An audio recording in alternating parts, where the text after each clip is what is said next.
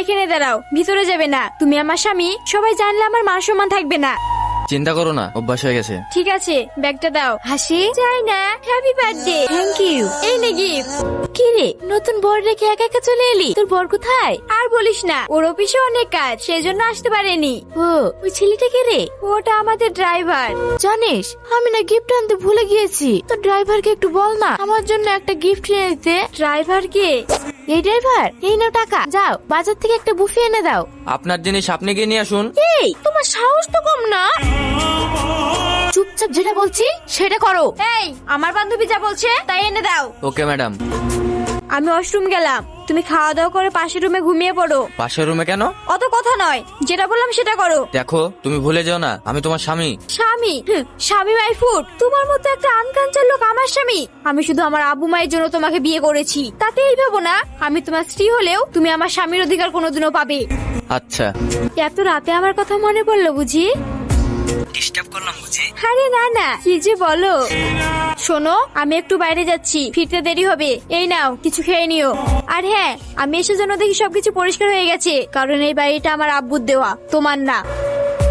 আলিফ, কি ব্যাপার বাপ, তুমি ঘর মুছছো? আপনারা এই সময়ে? অনেকদিন তোমাদের দেখিনি তো, তাই চলে আসলাম। খুব ভালো করেছেন, বসেন। বাপ, তুমি বাড়ির কাজ করছো? হাসি কোথায়? জানি না কোথায় গেছে। বাপ, তুমি বসো, আমি করে দিচ্ছি। আরে না না, আপনারা বসুন, আমি চা করে নিয়ে আসছি। থাক থাক বাপ, কিছু করতে হবে না। আমার খুব লজ্জা হচ্ছে জানো, যার খাচ্ছি যার পড়ছি তাকে বাড়ি কাজের লোক বানিয়ে দিয়েছে তোমার মেয়ে। না আঙ্কেল, আমি এসব কিছু মনে করি না। হাসির আচরণে আজ নিজেকে খুব ছোট মনে হচ্ছে, ভুলটা আমারই। আপনারা চিন্তা করবেন না, একদিন সব ঠিক হয়ে যাবে। এ কি নতুন বউ, বরকে ছেড়ে একা একা চলে আসলে যে? বর? কিসের বর? আমার আব্বু মা জোর করে একটা আনকাঞ্চার গায়া ভূতকে আমার গলায় ঝুলিয়ে দিয়েছে। আচ্ছা, আর শোনো, ওর কথা আমার সামনে আর কোনোদিনও বলবে না। ওকে দেখলেই আমার গা ঘিন ঘিন করে। আমি তোমার ছাড়া অন্য কারো হতে পারবো না। শুধু আমার আব্বু আমার নামে কোম্পানিটা লিখে দিলেই ওকে লাথি মেরে তাড়িয়ে দিয়ে তোমাকে বিয়ে করব। তোমাকে যে কিছু টাকা আনতে বলেছিলাম, এনেছো? এই দারোয়ানের বাচ্চা, কি হয়েছে? গেট খুলছিস না কেন? গেট খোল। না ম্যাডাম, গেট খোলা যাবে না। কি? তোর যত বড় মুখ নাই তত বড় কথা। গেট খোল। না ম্যাডাম, আপনার জন্য গেট খোলা বারণ আছে। কে বারণ করেছে? আমি। আব্বু, তুমি বারণ করেছো? হ্যাঁ, আমি বারণ করেছি। আজ থেকে এই কোম্পানির গেট তোমার জন্য বন্ধ। আমার অপরাধ? যেই দিন তুমি তোমার স্বামীকে সম্মান করতে পারবে সেই দিন এই কোম্পানিতে আসবে, তার আগে নয়।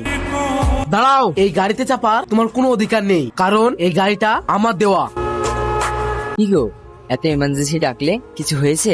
আব্বু আমাকে অফিস থেকে তাড়িয়ে দিয়েছে। কি বলছো? হ্যাঁ, আজকে আমি ভীষণ অপমানিত হয়েছি, যেটা ভোলার নয়। আমি এর প্রতিশোধ নেবই। এর প্রতিশোধ নিতে হলে আর ওই কোম্পানি তোমার নামে করতে হলে সবাইকে তো তোমার আব্বুকে মারতে হবে। দরকার হয় তাই করব, কিন্তু এর প্রতিশোধ আমি নেবই। শোনো, এর দায়িত্ব আমি তোমার উপরে ছেড়ে দিলাম। কোথায় কিভাবে মারবে সেটা তুমি দেখে নাও।